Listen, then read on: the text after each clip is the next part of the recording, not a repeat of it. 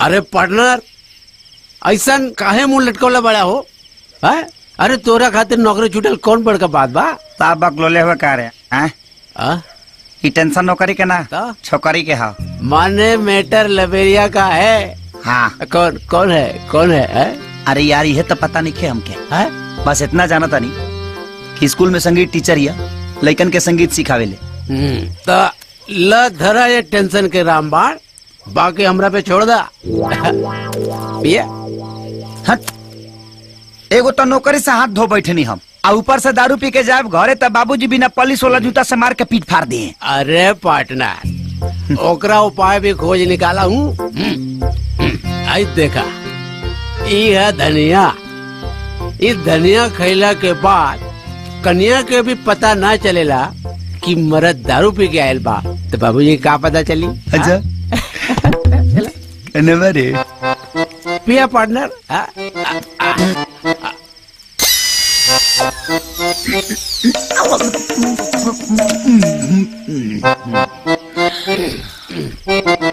Partner एगो बात पूछी? पूछा।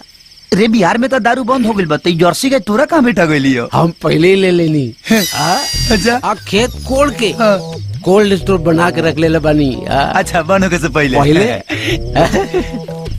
पिया पार्टनर।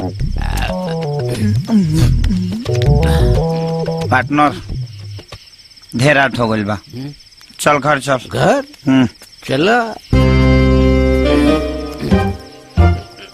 पार्टनर। तू बैठा। पार्टनर नहीं तू बैठा, हम चलावता नहीं।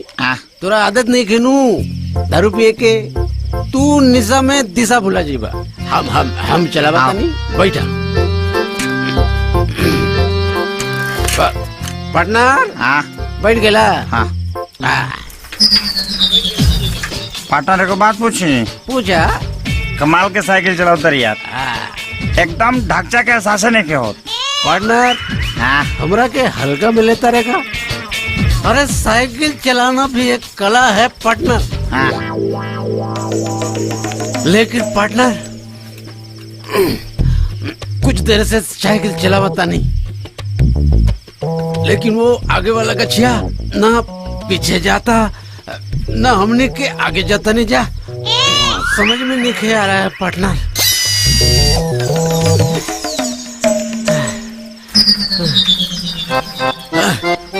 रे पार्टनर पाउडिल ते मारा तरी है लांगड़ी तोर मौसा मारी है। मार ऐसा? अब गलती तो आदमी से ना होगा पार्टनर। छोड़ बैठ पीछे धर धनिया धर। पार्टनर घर आ गई। पार्टनर घर आ गई। पार्टनर धनिया